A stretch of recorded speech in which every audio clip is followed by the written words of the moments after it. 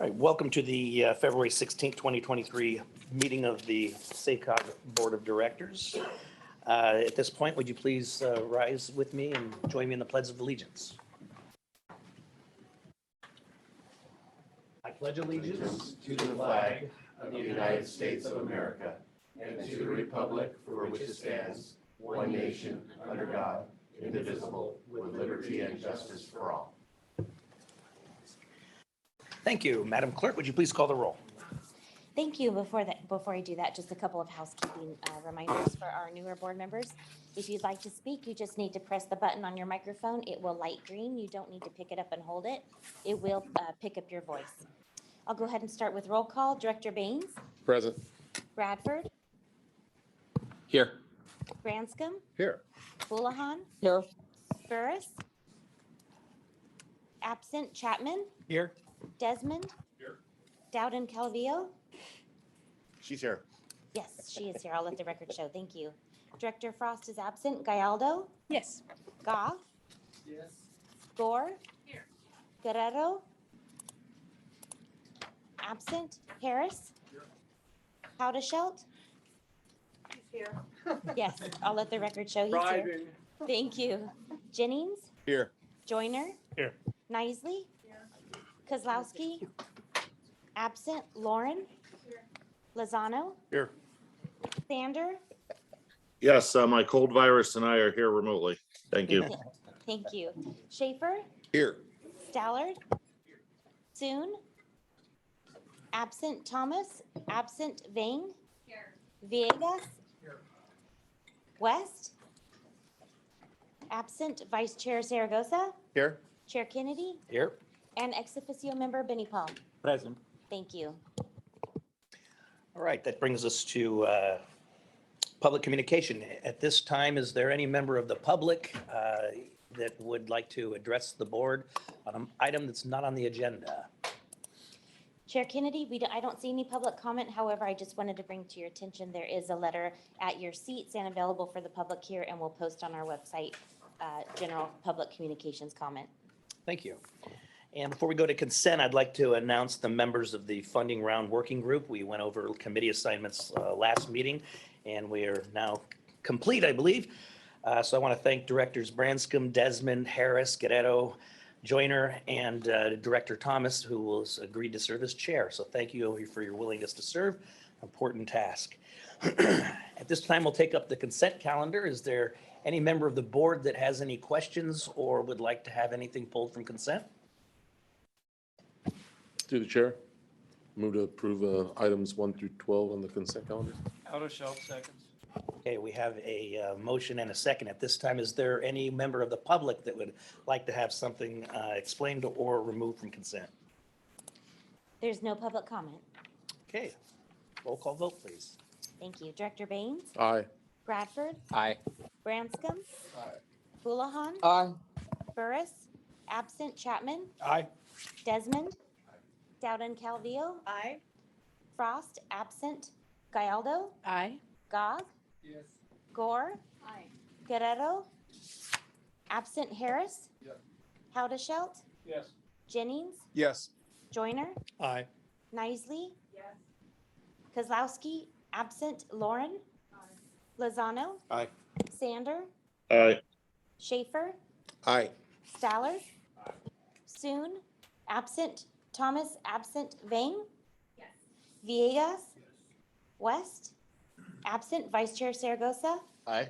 and Chair Kennedy. Aye. Motion carries. Our next item is item 13, our first action item of the evening, the morning, which is to review and accept the fiscal year 2021-22 annual comprehensive financial report and related audits. We have Loretta Sue from SACOG staff to present the item.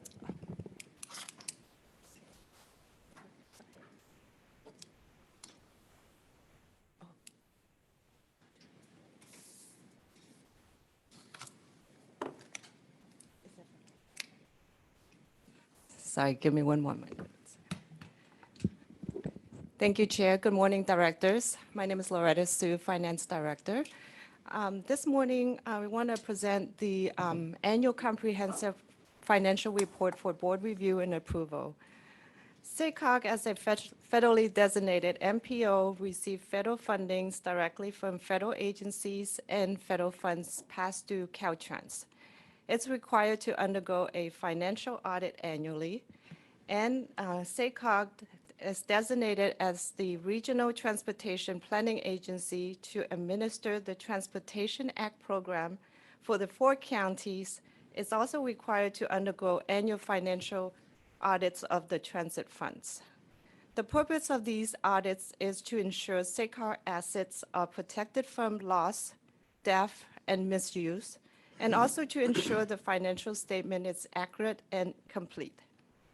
2 independent audit firms, I. Bailey and Richardson and Company, completed the audits of SACOG Financial and the transit funds for the fiscal year June 30th, 2022, and have prepared the annual comprehensive financial reports and the transit audit reports.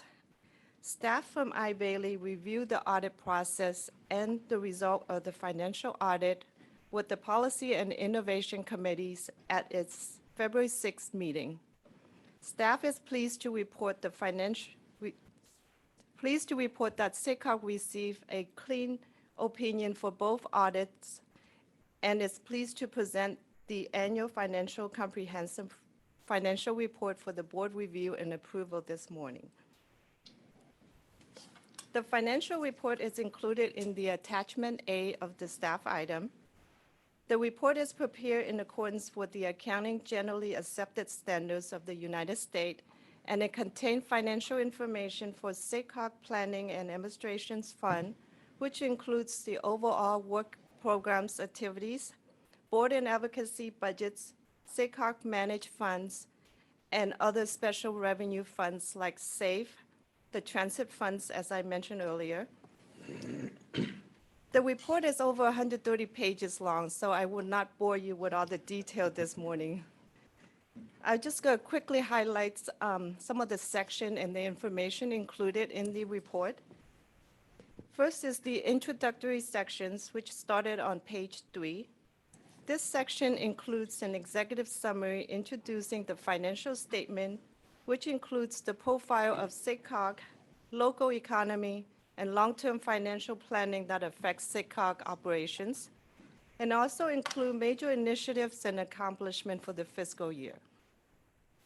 The second section is the financial section, starting on page A1.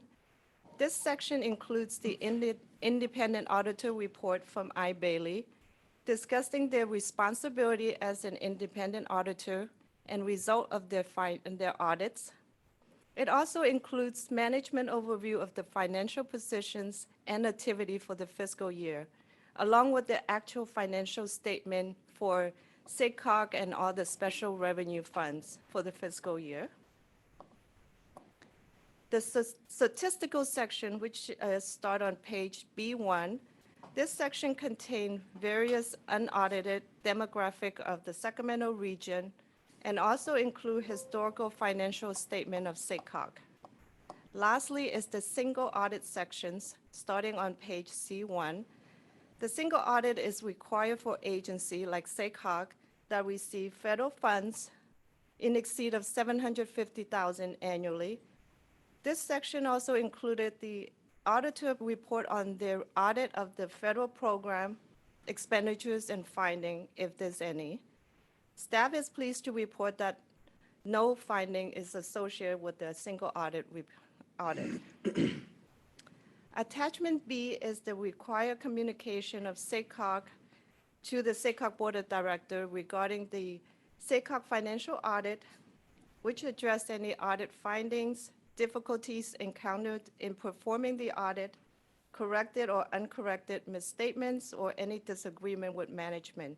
Again, staff is pleased to report that there was no difficulty in encountering with the auditor in terms of the audit or any uncorrected misstatement in the financial statement.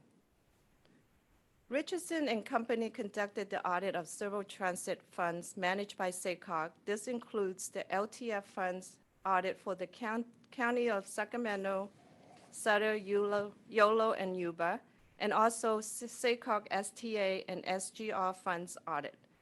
These funds are part of SACOG Annual Comprehensive Financial Report.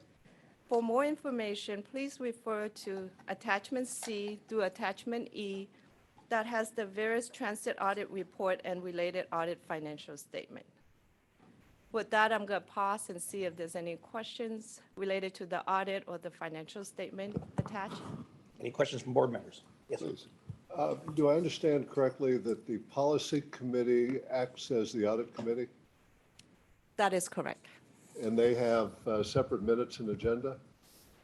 Yes. So yes, so the audit and the result of the audit and the financial statement was presented to the committees at its February 6th meeting. Staff from the I. Bailey firm was presented to answer any questions at that time. Thank you. Thank you. any other questions? Hearing and seeing none? Is that the end of your presentation? Yes. Okay, thank you. Let me just say that, for an organization with as complex a budget as SACOG and as complex of, responsibility of allocating funds from different sources, to have an audit this clean is highly commendable and shows great work on our staff. And so thank you for your work. To the chair, quickly. Yes. I'd like to compliment also. I read the MD&A. I scanned through the MD&A, management discussion and analysis. It was excellent. Really well done. Thank you. You bet. Thank you. All right, is there a motion? Gavin Calvillo moves. Second by Baines. Okay, we have a motion and a second. Is there any public comment on this? There's no public comment. Please call the roll. Thank you. Director Baines, Aye. Bradford, Aye. Branscombe, Yes. Houlihan, Aye. Burris, absent, Chapman, Aye. Desmond, Aye. Dowden Calvillo, Aye. Frost, absent, Gallardo, Aye. Gog, Gore, Guerrero, absent, Harris, Howdeshelt, Aye. Jennings, Yes. Joyner, Aye. Nisley, Kozlowski, absent, Lauren, Lozano, Aye. Sander, Aye. Schaefer, Aye. Stallard, Soon, Aye. Thomas, absent, Vang. Director Vang, could you indicate your vote? Oh, yes. Thank you. Villegas? West, absent, Vice Chair Saragosa, Aye. and Chair Kennedy. Aye. Motion carries. Thank you. Our last action item for the morning is item number 14, approve federal corrective action response. And I believe Mr. Johnson is up. Good morning, members of the board. So I was in front of you last month talking about our proposed response to Caltrans and the Federal Highway Administration about the allocation of federal transportation funds. I'm back today seeking a final action to endorse the framework that we've proposed. I'm happy to say that since we met in January, that we've received positive feedback and support for our proposed path forward. And so this is just a formal action to submit that to Caltrans and FHWA to move forward. In brief, in addition to meeting with Caltrans and FHWA since January, we've also continued to meet with our partners in El Dorado and Placer counties at those transportation agencies. And as I mentioned, have received feedback and support from Caltrans and FHWA on what I'm going to present before you today. And did also present this to the Transportation Committee meeting earlier in the month, and they're recommending approval of this. So in brief, to just cover the final proposal, SACOG would be establishing policy-based targets for every funding round, starting with the funding round beginning in 2024, which we're anticipating would have awards in 2025. There's a funding round working group that the chair just mentioned, and really a lot of the details in what I'm going to outline in the framework today will be left up to that funding round working group to determine that. The framework, again, is acceptable to federal highways, and so it's within that framework that the board has discretion to set policy in terms of what are the metrics to use to set those targets, what's the composition of the panels look like, how do you get feedback and reports from anything that you as a governing body delegate. So there's two pieces here I wanted to talk about this morning briefly. So first is the targets process as well as the project selection process. So for the target process, in advance of the 2024 funding round, staff would prepare an estimate, and we receive funding information from the state of California, and then we would prepare an estimate to determine how much was available for that upcoming funding round. We would then go to the board and recommend performance criteria for how to set targets so that money is, there's a range that's given to every county for how much money you might be able to anticipate. And the third step in this process is we would propose to the board some priority programs to say, in addition to the competitive projects and having project sponsors come and apply for projects, there are things like our Engage, Empower, Implement program or Spare the Air that you as a board may just decide, you know what, we want to put money aside for these things and we don't want them to compete in the general competitive program. And so finally, once all those things are set up, we would bring to the board a recommendation for targets for that funding round, and then we'd share that with project sponsors so they have a bit of a sense of what they're aiming for in terms of how much money is available for the funding round. So then from that part, it moves into the actual project selection phase. And so we would do a call for projects, announce kind of the calendar for when we're going to be seeking projects, when those are due, and what anything specific to that funding round would look like. So we would open up a regional call for projects. So this is the first time where El Dorado and Placer would be submitting projects into SACOG as well.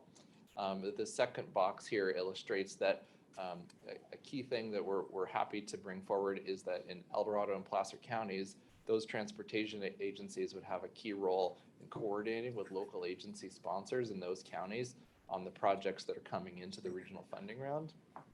And then from that point, much as we do in the existing 4-county round, we would use tools and metrics that are established by the board at the outset of the process to analyze projects, and those would go before the review committee later on in this process. So we would then, after that analysis, have lists of projects prioritized by county, and then those would come to SACOG for an eligibility screen before we're actually scoring projects.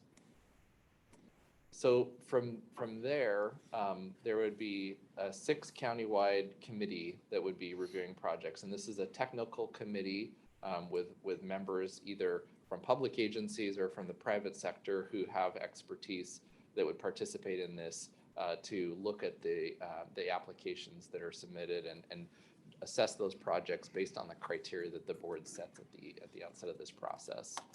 And then the committee would be prioritizing projects, and then again, they'd come back through SACOG staff before we bring them to the full board to just ensure that what the panel reviewed is consistent with what the board set out as policy, and we'd bring recommendations initially to the transportation committee, and then the board would have the final say in which projects are awarded funding in that funding round. And then the final piece of this process, similar to now, is that while the board sets the list of priorities in the funding round, there's really the second step of programming projects in the Metropolitan Transportation Improvement Program. So we look out over 4 years and say, when are funds available? What's the best match for the construction cycle of that project?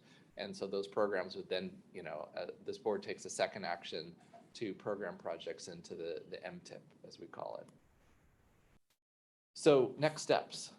So if the board approves this recommendation today, we'd be submitting this to Caltrans, who would then work with FHWA to resolve this statewide. And so similar actions have been taken or are being taken by other parts of the region or other parts of the state.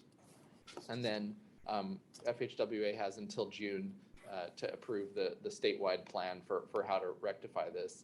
And as I mentioned at the outset, there's really a lot of details that the funding round working group will get to determine that fall within the constraints of this framework.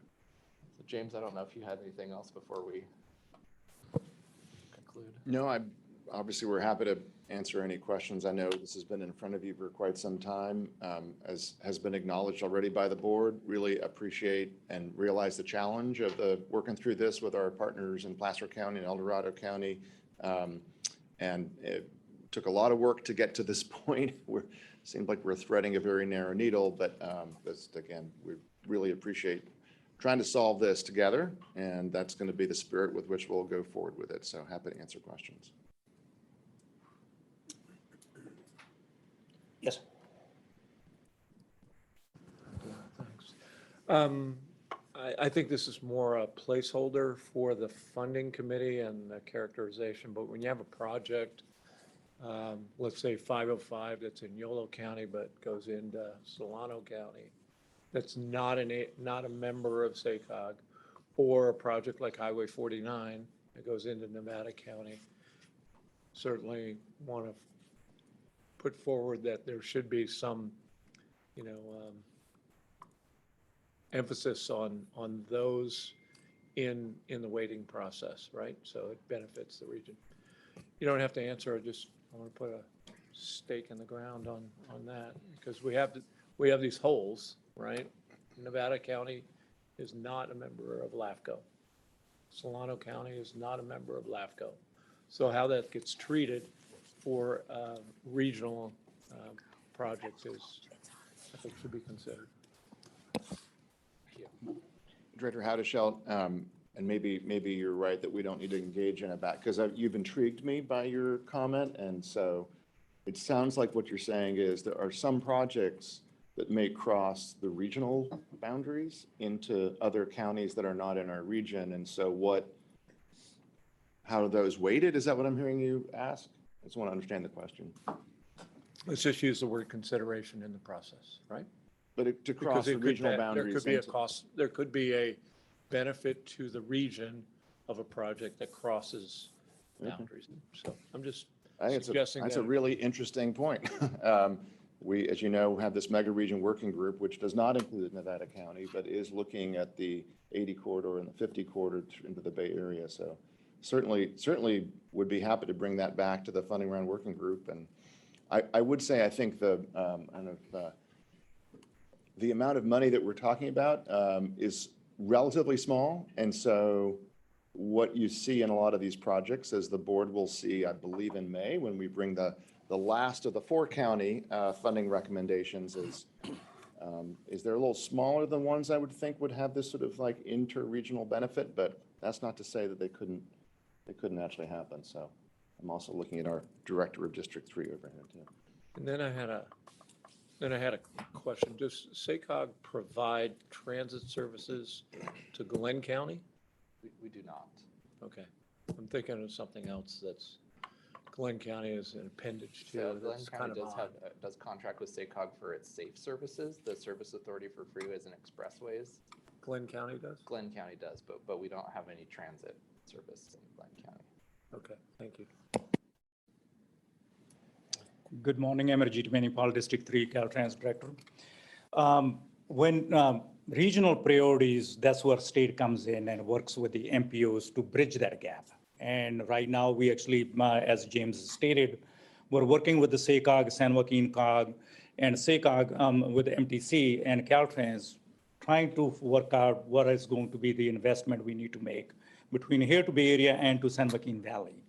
SACOG has worked with Caltrans and BCAG trying to work on the northerly connection, and we're working together right now for rail extension to Chico as well. And similarly, in the past, we have taken the efforts for the bilateral state connections from SACOG over to Reno. So when those opportunities come, state becomes the bridging, working with the MPOs. The key part we need to be thinking about is there is not going to be enough resources which SACOG can bring forward. But the partnership has a value. And partnership is what we should be trying to work together, align with the priorities which you are going to be developing for MTP SES. So these investments are going to be moving us in that direction. So when those opportunity comes, whether it's a 49 corridor, whether it's going to be towards Bay Area or 505 for freight mobility, let's have that conversation so we can at least take those into consideration. Thank you. Any other questions, comments? Board? Do we have any public comment on this? We do have a public comment. We received a written comment from Jacqueline Cars with Caltrans Office of Federal Programming and Data Management. She says, this comment is for the agenda item regarding approval of the federal corrective action response. The Caltrans Office of Federal Programming would like to thank the SACOG staff for their efforts in coordination with Caltrans, FHWA, FTA, EDCTC, and PCTPA to address the federal corrective action. Thank you. Thank you. Yes, sir. I was going to bring that up. It seems like the staff table is really difficult to hear. Okay, is this better? Can you hear me now? A little better? Yes. Yeah. Would you like me to reread the comment? I'm happy to if you, Sure. okay, sure. This is from Jacqueline Cars with Caltrans Office of Federal Programming and Data Management. She says, the Caltrans Office of Federal Programming would like to thank the SACOG staff for their efforts in coordination with Caltrans, FHWA, FTA, EDCTC, and PCTPA to address the federal corrective action. Thank you. Any other questions or comments? Do we have any other public comment other than that? No other public comment. Thank you. Is there a motion? Through the chair, move for approval. Wait, I had another question. I'm sorry, I didn't see it. Sorry, I didn't think of it. Eric, I didn't see a timeline on any of these wonderful flow charts you did. So, first quarter, second quarter, 2023, 2024. Did I miss it? So, I read these things in my sleep, so I could have missed it. no problem. So this is a perennial timeline. So this really is going to be the process utilized, as I mentioned orally, but don't have written here, starting with the funding round for 2024. So sometime in calendar year 2024, we'd kick off a funding round, which would have awards in probably the first half of 2025. Right now, we're wrapping up what we consider our 22-23 funding round that started last year. Thank you, Mr. Chair. Thank you, Mr. Baines, for letting me jump in front of you. Thank you. We do have a motion by Director Baines. Is there a second? Dowden Calvi will second. Who'd we get? That's fine. Okay. Please call the roll. Thank you. Director Baines? Aye. Apologies. Bradford? Aye. Branscombe? Yes. Houlihan? Aye. Burris? Absent. Chapman? Desmond? Director Desmond, could you indicate your vote? Thank you. Dowden Calvillo? Aye. Frost? Absent. Gallardo? Aye. Goff? Yes. Gore? Guerrero? Absent. Harris? Howdeshelt? Yes. Yes. Joyner? Yes. Nisley? Kozlowski? Absent. Lauren? Lozano? Aye. Sander? Aye. Schaefer? Aye. Stallard? Soon? Aye. Thomas absent, Vang? Yes. Villegas? West absent, Vice Chair Saragosa? Aye. And Chair Kennedy. Aye. Motion carries. Next item number 15, Legal Services Review and Board Policies Update with Mike Morrow, our SACOG's legal counsel, to present. And I want to thank you, staff, for the last minute change in the agenda last week for timely purposes and putting this over. So thank you, Chair. So I want to do just a brief overview of some of the policies we have here at SACOG that affect the board. And just as background, I think at this point I've met all of you, but just so you all know, I am the general counsel to SACOG. A little bit louder. A little loud, okay. Here, and we just can't hear you very well. Okay. Yeah. Would you rather me go up to the Yes. mic? Would that work That better? would be great. Okay. Do that. Sorry, we're all older. I know. At least I am. Who are they talking about? Who are they talking about? Rufus? Well, I'll point out that Director Jennings was the first to say that he couldn't hear it. All right, is this any better? Yeah. Okay. Now I'll try my best to talk loud. So just a quick summary, as I think everyone knows now, we're general counsel. I'm from the law firm of Best and Krieger. And just in general, the way I approach this position is to treat it as really the head of SACOG's legal department. And so we provide backup support to all of your departments. We work mostly with Eric in operations. We also work with Casey in her planning and programming. And then, of course, I work very closely with James. And most importantly, for many of you, we're here to be a measure of support for each of you with your duties here at SACOG. So what we really want to do today is go over, and I'm not going to go over them in detail, the items are in your packet, but I just want to make sure we draw the board's attention to 3 policies that we have here. And one thing I'll note ahead of time is we didn't include the bylaws with this. Obviously, the bylaws govern how we do things. We're also going to be in the process, as you'll see in the receive and file later, of looking at the bylaws and how they could potentially be improved. We're going to go through the Policy and Innovation Committee. We talked with them last month, as well as the Strategic Planning Committee to think about things that we could do with the bylaws and other SACOG policies, both to bring them up to date since the last time they've been reviewed, as well as thinking about how they could better align with things like our strategic plan and our racial equity action plan. So what you're being presented with here is, this isn't the full extent of policies for SACOG, but it's 3 that are particularly important for board members. So the first I'll note is the equal opportunity policy, and equal employment opportunity policy, I should say. And I'm not going to go through this in detail, but I would highly, highly encourage each of you to review this closely and really take it to heart. As a SACOG board, keep in mind, as board members, you're the head of this agency.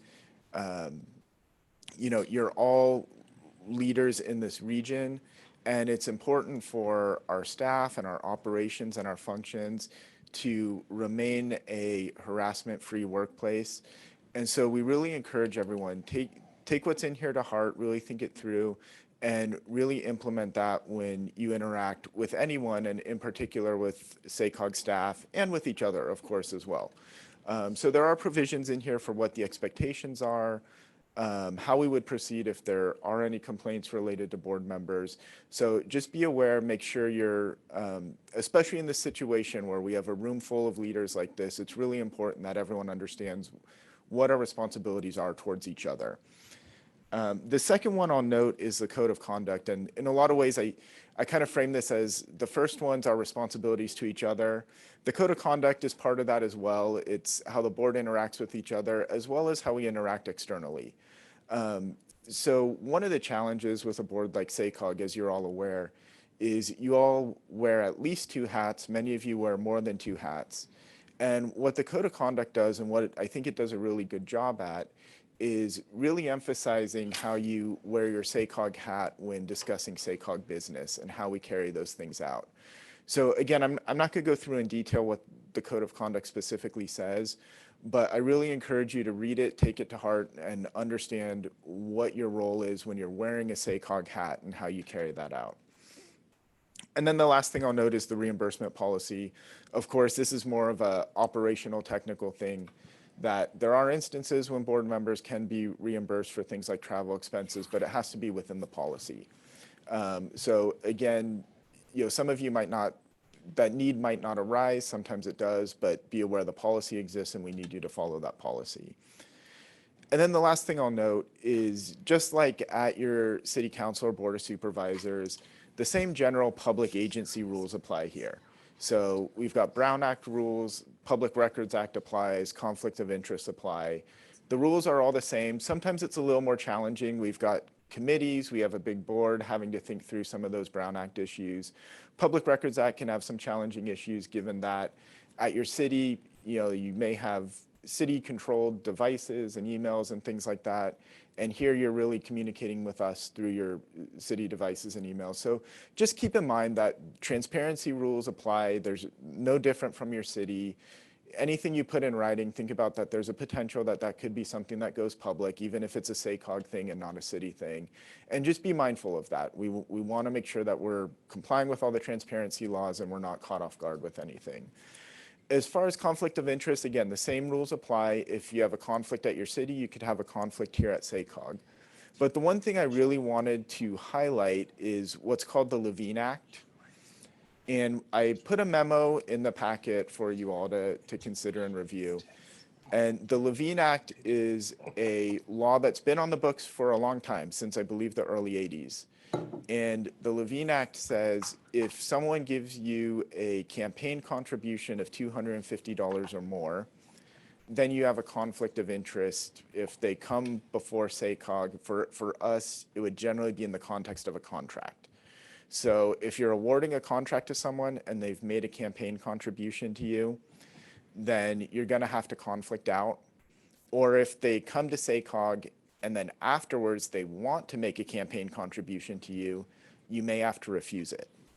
So the reason I highlight this is there was a new law this year, SB 1439. The rules always applied to SACOG. The new law extended it to city and counties. So you may be speaking with your city attorney or county council, and the FPPC actually gave an opinion that says this starts January 1, 2023, so you don't have to look back into 2022. So if you receive contributions in 2022, you don't have to look back. That would be the advice from your city attorney or county council. Because it already applied to SACOG, you may still have to look back for stuff that comes in front of SACOG. And so the difference that actually impacts SACOG is it used to be a 3-month look back, and now it's a 12-month look back. So it's possible the FPPC could do the same thing and say the 12-month look back doesn't necessarily apply yet, but they haven't given that opinion yet. So for all intents and purposes, if we receive an opinion like that, if I become aware of it, I'll make all of you aware. But what you should be aware of is looking back 12 months, if you've received a campaign contribution, if someone is awarded a contract here, thinking 12 months forward, and just being aware, if it does come up, you conflict out, you just like you would conflict out of anything else, step out of the room, conflict out, we move on with the vote, and that'll be that. If there are any questions about it, I'm happy to answer them. I'm happy to answer them offline as well. It doesn't have to be in this context, but that's the end of the report. Okay, any questions? Yes, please. Thank you. It's a little easier with our city because we know the applicants or we can kind of figure it out. I guess I'm asking is how deep does it go? So if we approve a contract here for a road project and there's a subcontractor that's providing some paving, I mean, how deep do we delve into that to find out if we have a conflict? It's the first question, and you stumped me already. No, so the way the law works is it's one of the things that's somewhat frustrating about the law is it's not as clear as I would like it to be. So the requirement is it's not limited to just the applicant. It includes participants, and participants could be more broad.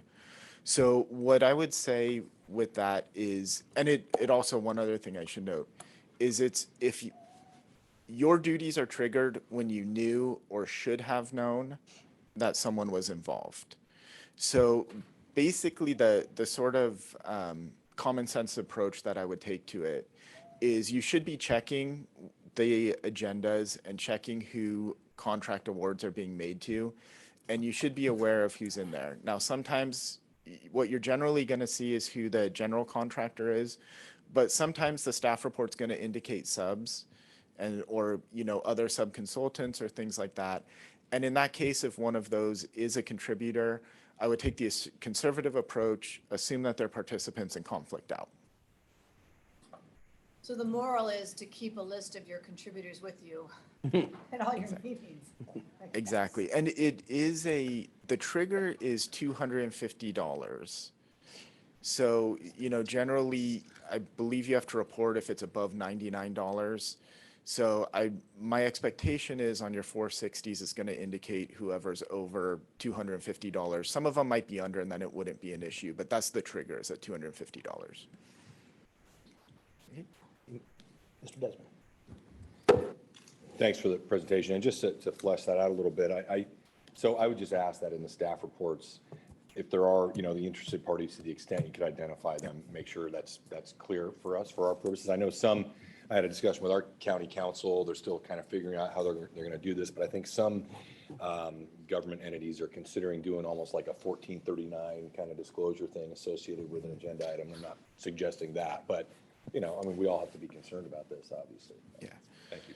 And I will say too, there are things on the other side that we could do, like ask, when we're doing an RFP, include within the RFP, please identify if you've made a campaign contribution to anyone on the SACOG board. And at least then it's we're not able to go through and figure out who all the contributors are. But if in the proposal it says I've made a contribution to these 3 directors, then we can let you guys know. Through the chair, I could just add a couple of things just from an internal operations standpoint. So when we publish an RFP and when we give the standard contract to anyone who's going to do business, we do include a list of all of you and the disclosure that they need to self-identify as well, that contribution. So we can certainly continue to do that, and we try to identify those. Sometimes, it slips through on their end. To Mr. Desmond's point, we do quarterly reports on contracts, both anticipated contracts as well as awarded contracts. So there is some information that we put in your packets about that. And then to the road project piece, there are sometimes contracts that SACOG specifically does, but for instance, most of our awards through the funding round, we actually award funding to the city. And so the contracts are executed by your local agencies, not by SACOG. And so your actions here for the most part on those awards would only just be contracts, as Mr. Maurer is saying. I have a question. So we had this discussion at our city council meeting. If there's a contractor that kind of has a feeling that you're a no vote and they choose to donate to your campaign, there's a time frame that you can refuse that, that you can return that donation.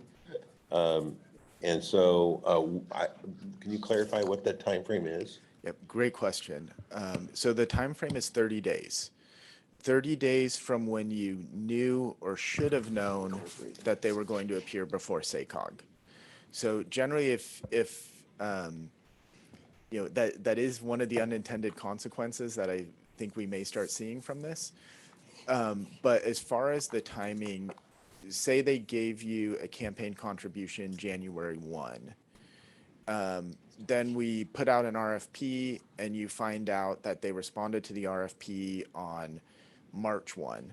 You now have 30 days from March 1 to return that campaign contribution, and then you're able to participate. So it's 30 days is the window, but it's when you knew or should have known. You just can't do the hear no evil, speak no evil. If it's part of our agenda packet, if it's something you should be aware of, it starts triggering that 30 days. Now, if it's someone came before the SACOG board and then after they give you a donation within that 12-month window, you actually have only 14 days to return it. Otherwise, the FPPC could bring some type of a penalty. So afterwards, it's only 14 days, which is pretty quick. So it's just something to be aware of. Thank you. Any others? Yes, Ms. Cagle. Just confirming if it's a collective bargaining group, so if it's local 1, 2, 3, and they're working on the roadway, that does not apply to that. Exactly. There is an exception for contracts with competitively bid contracts, which for our intents and purposes, we'd extend the rule to RFPs and stuff like that. Like not if we were ever doing a true low bid, but we don't really do much of those. And there's an exception for collective bargaining agreements and exception for employment agreements. So employment agreements, collective bargaining agreements, the rule doesn't apply. Anybody else? Okay. Thank you very much, Mr. Moore. We have any public comment on this, Madam Clerk? No public comment. Okay, well, another example of the state of California making everything clear as mud. Next on the agenda is our scenario planning, and Mr. Corliss. Yeah, thank you, Chair Kennedy. We're really excited this morning to dive into your first board workshop of the calendar year, and I just wanted to remind everybody, and especially our 8 new board members, we typically try to do about a 45-minute, so 60-minute board workshop. We have a hard stop at 11 a.m. with our guests this morning, so it will go to 11. And these are topics that are going to be something that is going to come back to the board in the next 6 to 12 months. So we try to do a deep dive. We try to bring in speakers to get your head wrapped around something, not that you're about to vote on today, but is going to be really relevant over the next 6 to 12 months. So this morning, we have a great speaker who's going to talk all about scenario planning. And this really kicks off the work ahead for all of you, for all of us as staff, and for this whole region around the update to our long-range plan, we're calling the blueprint. And as a reminder, we're calling the plan the blueprint because 20 years ago, this region came together and adopted a voluntary growth compact called the blueprint. And we did that because the future did not look good. If we added up all of our growth patterns and our trajectories and the amount of money we had to invest in infrastructure, where housing and jobs was going, the future looked bad. It looked like a lot of traffic, air pollution, and quality of life deteriorating. And so this region came together and said, that's not the future we want. And in doing so, we were able to look through scenario planning 20 years ago, as we are planning to do in the next few months, across jurisdictions and across time. So the key piece here is, what do all of the local growth, development, infrastructure investments aggregated across the entire region, and over time, what does that mean for the future? So a little bit of just point in time, then I'll introduce our speaker. In March, in committees and at the board, you're going to be looking at a lot of the details around these 3 growth pathways that our staff has been working with your staff to develop. And they're differentiated in terms of the future growth patterns of the region. In April and in May, you're going to actually begin to see some results and some data from our travel models around what those different kinds of growth scenarios mean for the future. What does it mean in terms of traffic and air quality and housing production, everything else? And then as a reminder, June 16th, please hold your calendars. We're doing an event that will bring the region together and bring many of the elected officials together to talk about what this means. We are not choosing one of these 3 pathways. As our speaker is going to tell you this morning, those are really scenarios, but they're important scenarios, and we wanted to really warm you up this morning around why it's important, what scenario planning is, so you have a little bit of a language for when we begin to give you a lot more data in the months ahead. Okay, so this morning we got Alex Steinberger. Some of you who were here last year on the board may remember Alex, who came to talk to you all actually about the sort of market economics of infill development and multifamily. It was a fascinating discussion. Alex is a managing partner at Cascadia Partners. He's an urban planner and an economist. I think a great dual thing there, with a really strong foundation in what we call GIS, or Geographic Information Systems. So Alex knows our work well. He knows a lot of other regions well. And Alex, it is all yours. Thank you, Director Corliss, and good morning, members of the board. Thanks for inviting me to speak today. As my intro stated, I'm with a firm called Cascadia Partners based up in Portland, Oregon. But I think it is relevant for me to mention that I did actually grow up in Davis, so I know your region well. And I'm going to share my screen here. Is that all coming through okay? All right, great. So I'm going to talk to you today about the power of scenario planning. As Director Corliss said, later this spring, SACOG staff is going to be coming to you with some really important data and information about a range of different possibilities for the region. And you will get to participate in this scenario planning process.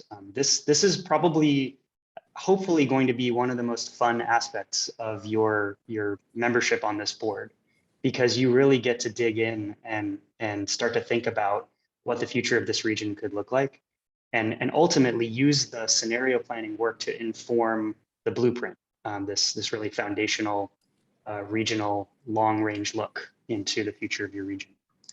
So a little bit about me. You might be asking yourself, why this guy? Why is he here to talk to us about scenario planning? Well, in my relatively short career so far, I've had the good fortune to work with some pretty smart people who were pretty instrumental in that first wave of scenario planning that happened in your region, and at the same time, many other regions about 20 years ago. And those are people like John Fregonesi, who was instrumental in developing Portland's scenario planning process and their regional plan, as well as Mike McKeever, former director of SACOG. I also am a developer of software for scenario planning. And in fact, one of the tools that's being used to help give you some of that data later in the spring, called Envision Tomorrow, is a tool that I helped build. And I've also, as a planner, led scenario planning processes for regions all over the country. And that's given me some good perspective on what tends to work well and what maybe doesn't work so well. And so I bring that experience to looking at your region and in my work nowadays all over the country. I've also, just as a side note, done some scenario planning in China, and I didn't put on this list in the United Kingdom. So have that international scenario planning context as well. So I want to talk to you a little bit about what scenario planning is, starting with, I think, a good baseline for how much of urban planning was done over the last 100 years or so since it's been a profession. And the way we used to do things is we used to come up with these big visionary plans that assumed a single idea about what the future would be. Usually it was based on what the past looked like. We thought the past was a good indication and we'd be living in sort of that same world. But I think with things like the COVID-19 pandemic, that we all know very well that there are things that we just cannot predict. So we used to base a lot of our decision-making on this one idea of the future. And so we design plans like this one for Los Angeles and it's many freeways. We did this all over the country. And when we were doing this, we were planning for a future that we thought in our heads looked very much like this. We'd be zipping through cities on big elevated freeways and everything would just be swell, just be fantastic. And a lot of things about the way this future was envisioned actually did start to come true. If you look at some of the things around like the World Expo and things that even Walt Disney produced back in the 50s, they did a pretty good job of predicting things like self-driving cars, GPS, obviously the nationwide network of freeways, growth outside of traditional urban centers. All those things they got right. But there were some things that I'm sure, as we all know, were not intended from that vision of the future, and things that they didn't consider, like traffic, right? And inducing people to drive more by building more roads. And so that's something that now we are contending with and trying to work against that wasn't considered in those original freeway plans. And there are also considerations about urban design and what planning for that future actually could result in. And sometimes the results are not really what we would hope for, not particularly safe or healthy. Cities that were designed for cars rather than for pedestrians or bicyclists or public transportation. And in addition to all the unintended consequences of the things that we planned for, there were also a whole host of things that we never even considered. Gas becoming extremely expensive and scarce, brick and mortar retail going out of business, climate change, working from home, pandemics, as I mentioned before. If you just consider one future, there's no room for any of this stuff. And so it's difficult to even try to come up with a plan that could respond to something like this. We call these things in the field of scenario planning volatility, uncertainty, complexity, and ambiguity, or VUCA for short. It kind of sounds like maybe something like an angry Italian grandmother might say to you over a pot of boiling soup. But it's an acronym that I think is helpful because it allows you to conceive of all of these things that we're trying to plan for. And so the traditional planning approach, as we've just laid out, it deals with uncertainty or VUCA in this way. It ignores it. It says we have this one vision of the future, and that's how we're going to make our plans. And if other things, if these sources of volatility, uncertainty, et cetera, come into play, we're just going to hope that our plans stay on track. But the reality is that these things that we can't control, like climate change, like new technologies, political changes, they are going to knock us off track. And so scenario planning gives us a way to think about long-range planning that considers uncertainty. In scenario planning, you create multiple versions of the future, and then you try to make plans that respond to all those versions of the future, so that you can be ready when these uncertainties, these external factors or sources of VUCA come into play and not try to knock us off course. So scenario planning is not a new discipline, and it doesn't come from urban planning. So I think it's helpful to consider where it actually did come from. And it's been around about as long as some of those freeway plans have. It really came to the fore as part of military exercises in World War II and then during the Cold War. And you can probably imagine the application of it. You know, what if this enemy makes this move or does this thing? How would we respond? And so that's really where the discipline came from. And it's kind of interesting now that it's become popular as something to use in regional planning. It seems pretty far away from military strategy, but actually they're kind of related.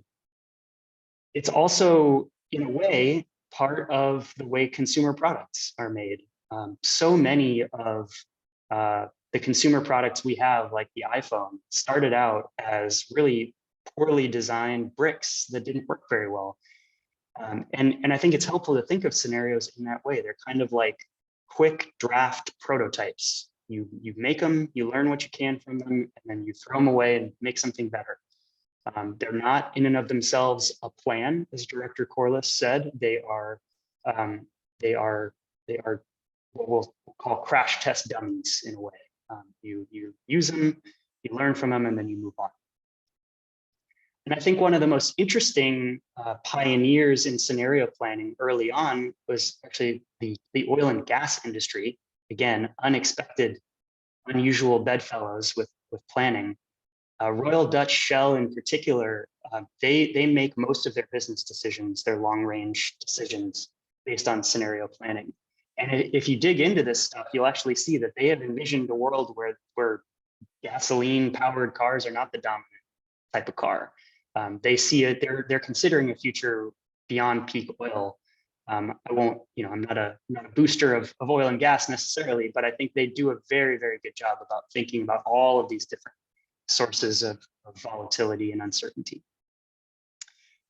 So in regional planning, SACOG is actually in that kind of tight group of early pioneers of regional scenario planning.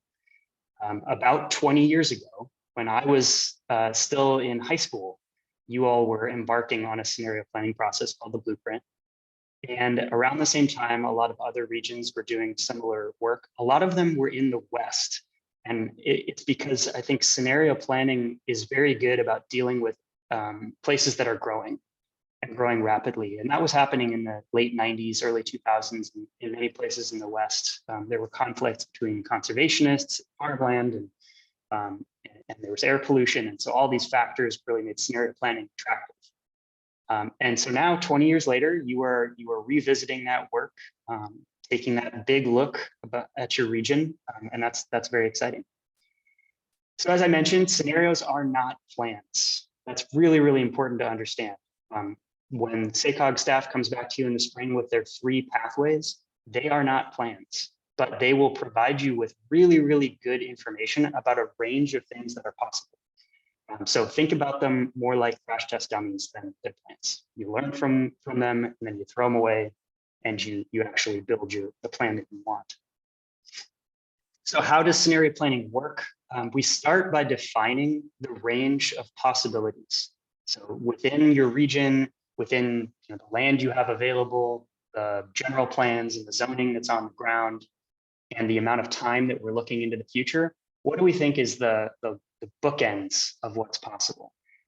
And I'll talk a little bit later about how you've actually already started to do that work.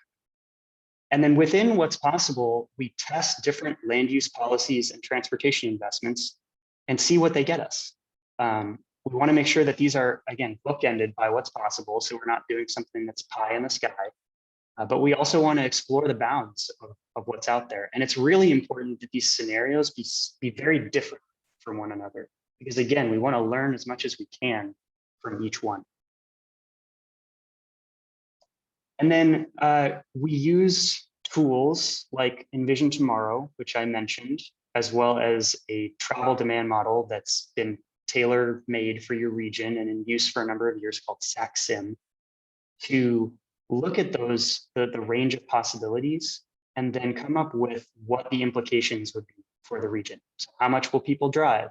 How much pollution will there be? How much tax revenue might you be able to bring in? How much farmland would be consumed in each of these different pathways or scenarios? So that's going to be coming later this year. And we'll give you more informed information to make decisions about what you want your plan to be. And you'll see, eventually something like this where you can line up each pathway or scenario and look at it across different dimensions. What does it mean for, like I said, tax revenue, transportation, housing costs, all that stuff, so that you can make that informed decision and pick the elements of each pathway that you like the best to form your plan.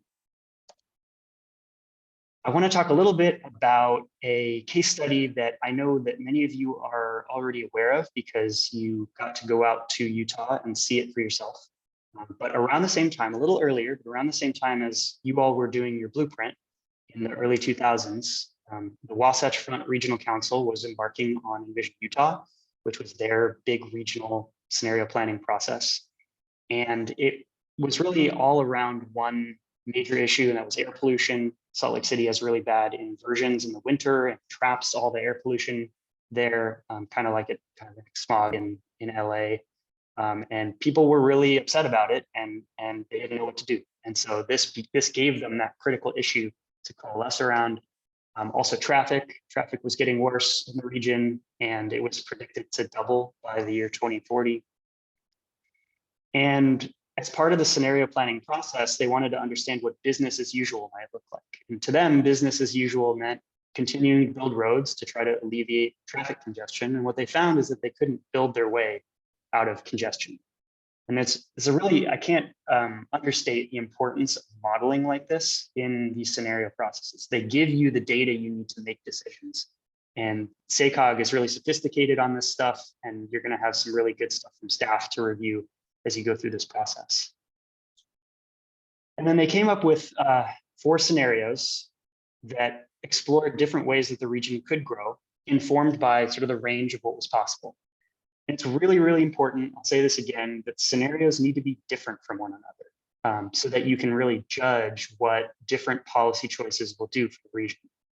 You don't want a bunch of shades of one color, you want to have a spectrum of different colors. And based on those scenarios, they came up with a few critical performance metrics that they used to judge how the scenarios performed. They were looking at population density and farmland consumption and greenhouse gas emissions. Interestingly here, one of the findings was that aside from the business as usual scenario, policies in each of the alternatives actually got you down to greenhouse gas emissions targets that were acceptable to them no matter what you did. But in terms of transit trips, things were different. Some scenarios had more transit options than others. And so it was really about how do we want to reach that greenhouse gas emissions target? And where they landed through that scenario planning process was that they wanted to really pivot into investing more in public transportation. And through that process, they set up a whole work plan, grant funding opportunities. They changed how they prioritized transportation projects in their long-range transportation plan. And they are, I believe they continue to be the state that spends the most per capita on public transportation, which is not something you would expect from one of the most conservative states in the country. But it's because, I think in large part, of this scenario planning process that showed that investments in these resources could shift people away from driving, help reduce greenhouse gas emissions, that they made this choice and have stuck with it for so long. It's also permeated into local plans in that the MPO funds planning work that furthers the goals of this regional plan, and it continues to be updated even today. So very, very, I think, seminal case study of scenario planning in a region, and it's been super impactful for them. So what about the blueprint? What about SACOG and what you're doing now? As I mentioned earlier, or alluded to, SACOG staff has already done much of the work of defining what's possible. And if you were around last year for my talk about market realities and the sustainable community strategy, you may have heard me talking about different ways we can think about overall capacity in the region for housing and jobs. And so we've kind of defined that envelope of what's possible. Later in the spring, you will be presented with results from 3 pathways that exist within what's possible, but are very different from one another and explore different possibilities for how the region could grow in the future. And ideally, what you learn from those 3 pathways will influence where you end up with your blueprint plan. You won't pick one of the 3 pathways, but you will learn from them, and that will inform your decision making. And just as a refresher, or for those who weren't around for my talk, that defining of what's possible was heavily influenced by market economics.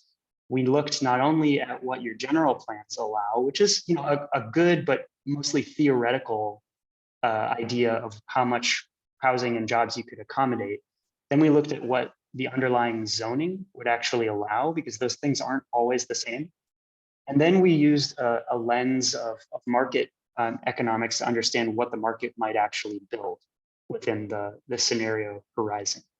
So we have a really, I think SACOG is more sophisticated than most regions in thinking about this stuff. And so you have a really good baseline to start from to bookend what those 3 pathways could look like.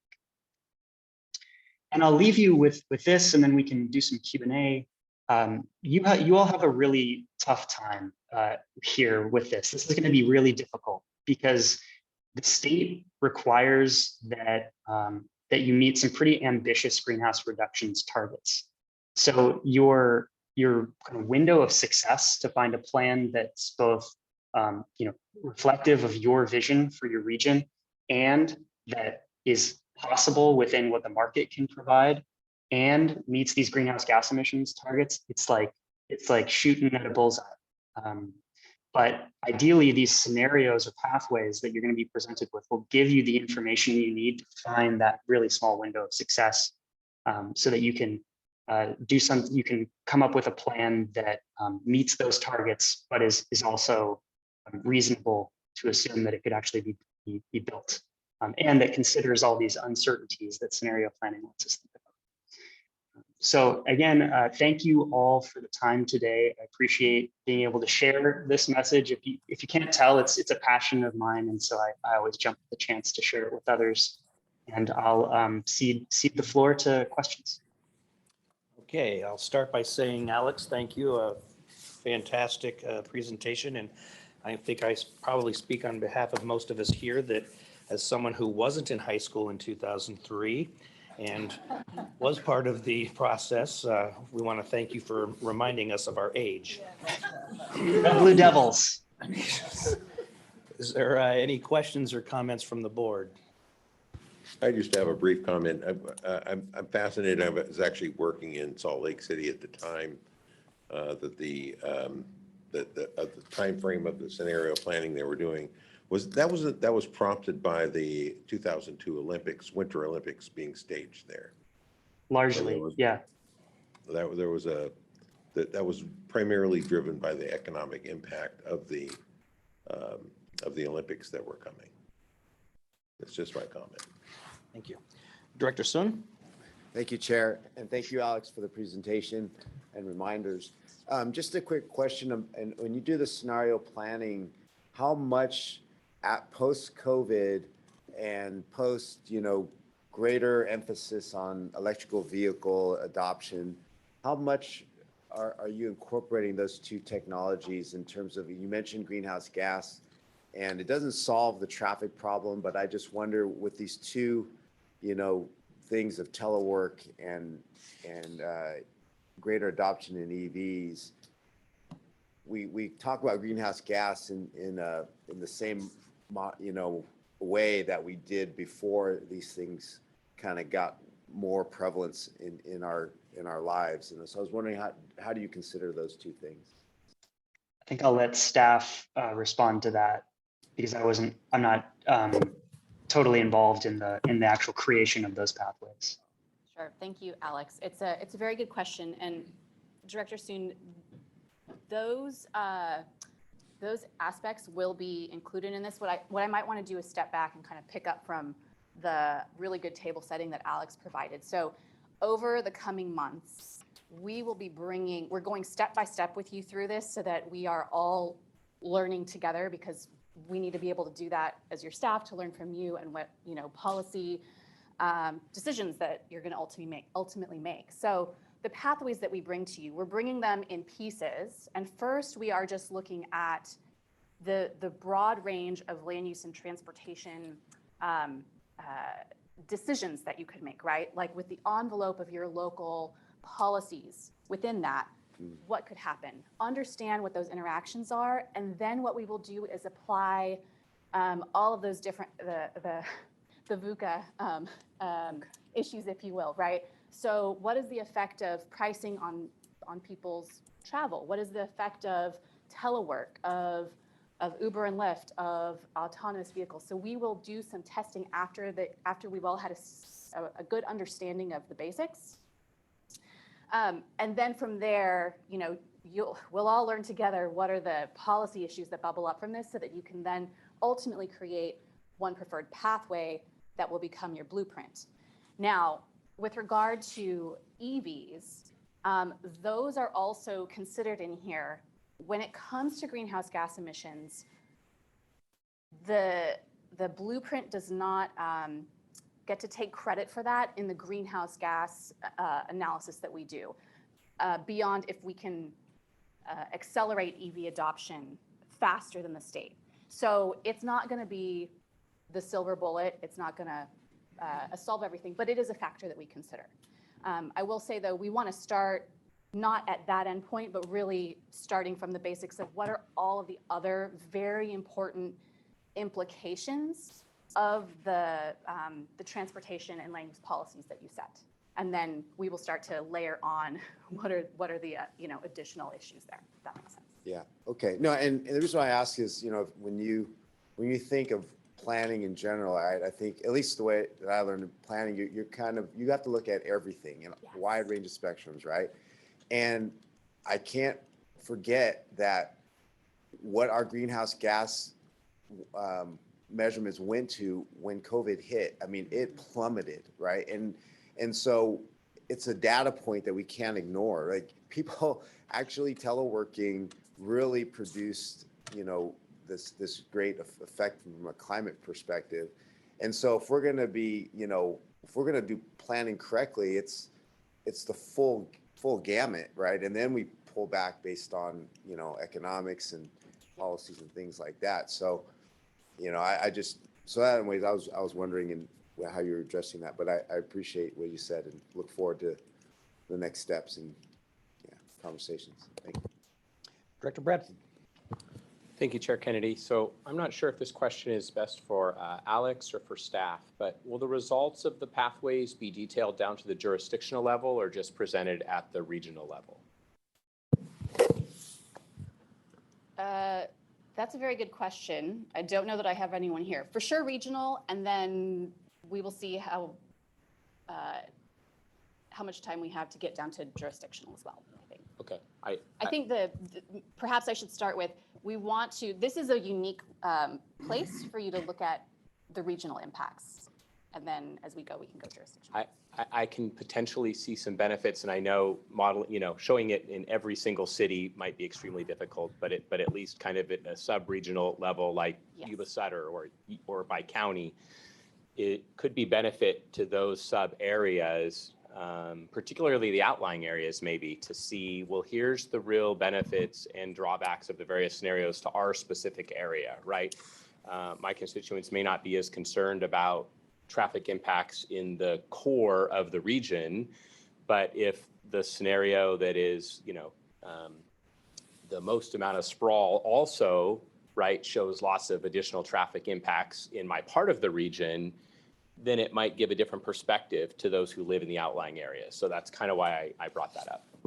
Yeah, I thank you very much for that. And I know that our staff are listening. So we are taking that into consideration for how we can present all this information. So thank you.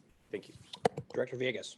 Thank you, Mr. Chair. And while this is my first meeting as the representative on SACOG, it's not my first go-around conversations about the blueprint. And 20 years ago, if I remember correctly, to double down on what Gary just said, the biggest challenge that we faced, at least from my perspective, serving on the city council in West Sacramento during those sort of final conversations around the blueprint, was around not having enough conversations locally to have our respective jurisdictions on board with what this body was about to embark on, which was a 20-year plan that required, at the end of the day, everybody to go home and implement the pieces of the puzzle to actually make it work.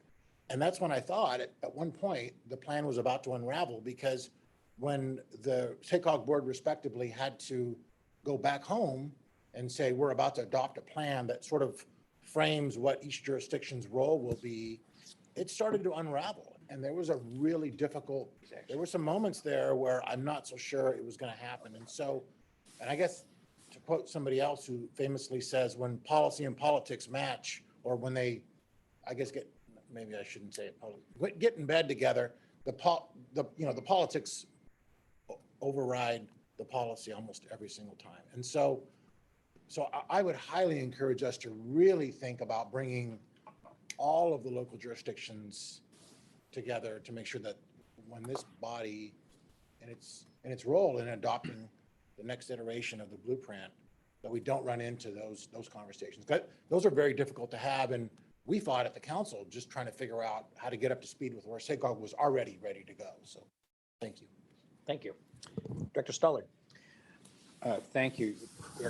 I'm mindful of the fact that it's 20 years later, and the world is constantly evolving. So what we need to do going forward isn't necessarily going to be identical, very unlikely to be identical to what we faced 20 years ago. But having been there 20 years ago and involved in this, there was a lot of good in what we did, worthy of replication, certainly in terms of process. We had something like 57 public meetings, and we did at least one in every jurisdiction, multiple in our larger jurisdictions, countywide ones. And then we did these mass meetings down at the convention center. Yes. We had 1,200 people. Back in those days, you held handheld clickers, you asked questions, and then we were absolutely amazed to see how much agreement there was, but we'd set the table for that agreement. I think it would be instructive to at least make a set of the full sheet drawings of the scenarios from last time and put them out here, especially if we could do a fifth one to show what we look like today compared to what those four scenarios were. A lot of people think, you hear it all the time, people think those of us who are in elected office are stupid because we do certain things. And the fact is they don't know the factual background. When we educate our public and respect them, which was what we did in the blueprint process by engaging them at the table with these drawings, they then become much more understanding of the rationale. And we had A, B, C, and D, and of course C and D were the more dense of the four, but people realized we saved farmland, we improved air quality, a lot of positive benefits come out from making those choices.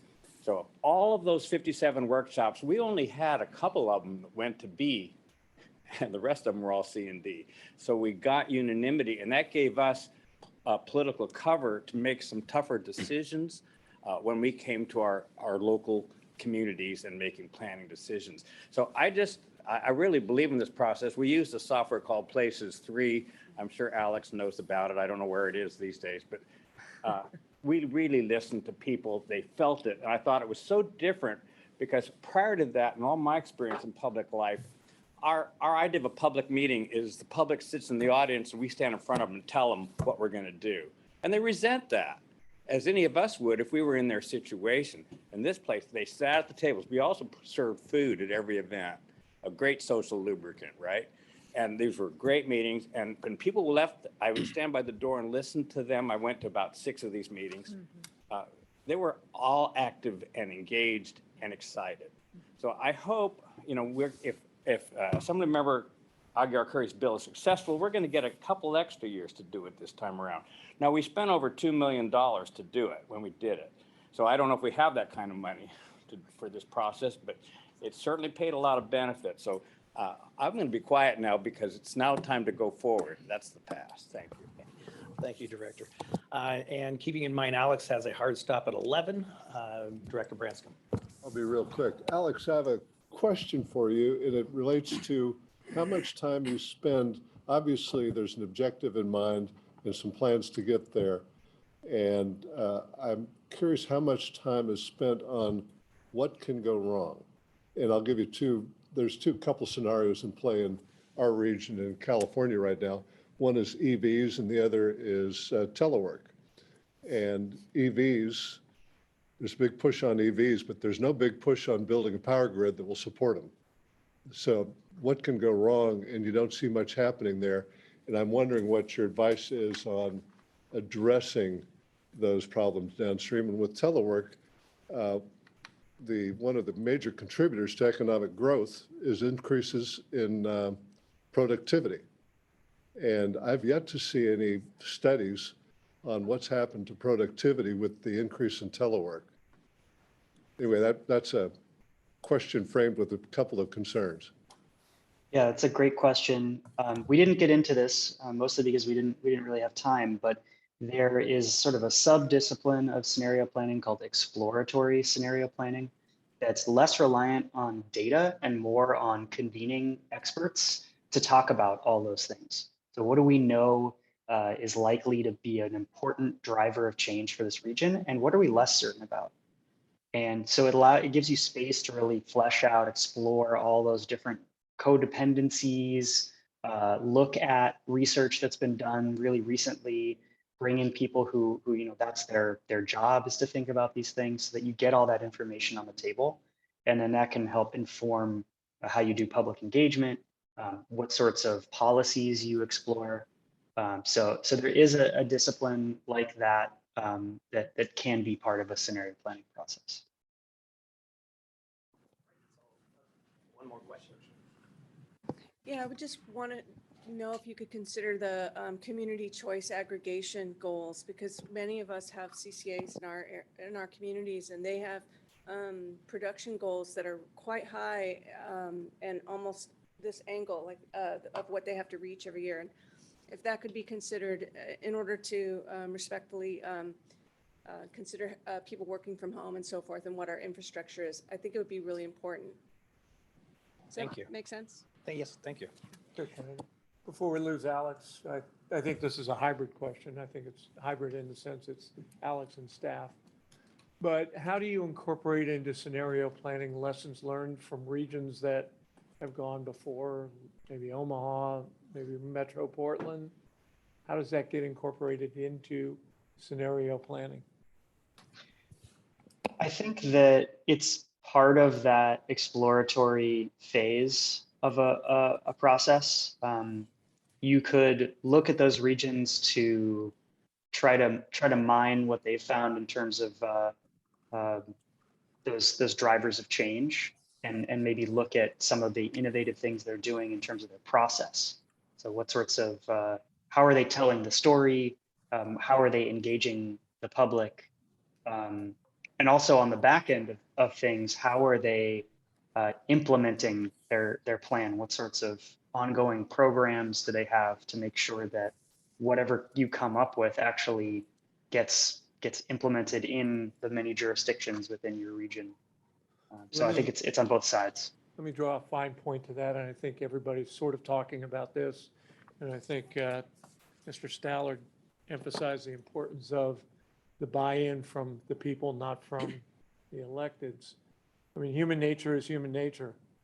You can lead them to a walkable community, but it doesn't mean they'll walk, right? So how do you do that? I mean, Plymouth Street is a great walkable community. You know, I think of Winters as there's a section that's walkable, but you have to drive to the walkability, don't you? All right, any other questions, comments? Mr. Corliss, you have your closing? Sure, Chair Kennedy. Yeah, I think, well, I appreciate Alex. I know you have to run, so very much appreciate Alex's time. Again, really what this is kicking off a series of, and trying to kind of warm you up, as it were, for what's coming in the months ahead. Director Soon, you know, you made a really good point that we're talking a lot about here, right? Which is the future's never been more uncertain, and how do we actually incorporate all the things that are actually very hard to predict.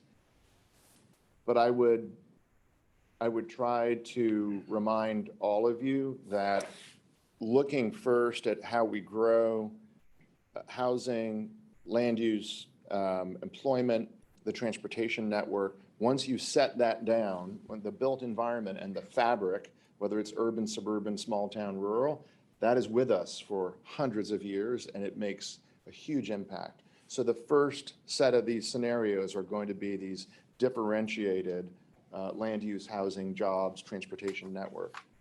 And those are important for lots of reasons. You're going to see a lot of details in March. Remember that the blueprint, very simply put, is basically an investment portfolio.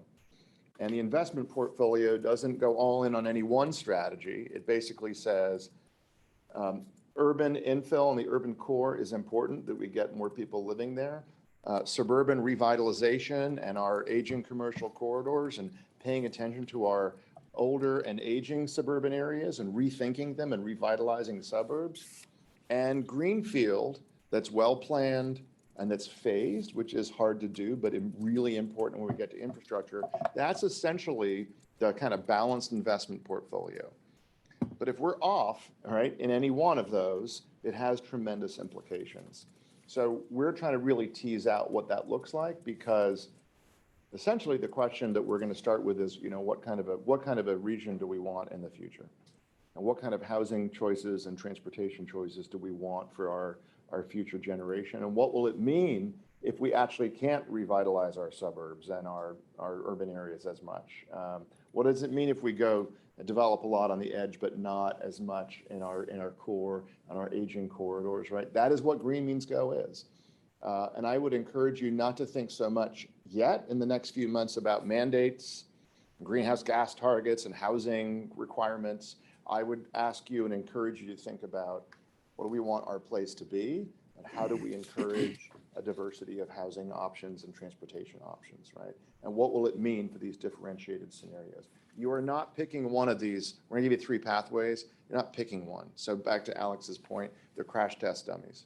We're trying to understand what it will mean in these different scenarios. So that's, and then Director Stollard, I mean, we are often thinking about your admonition, right, of the engagement piece and the public side of this. You know, we have done around just in terms of the staff, all 28 cities and counties. We are about to do some pop-up workshops out in the public. We would love to get your help on where to go, not have them come to us, but us go to them.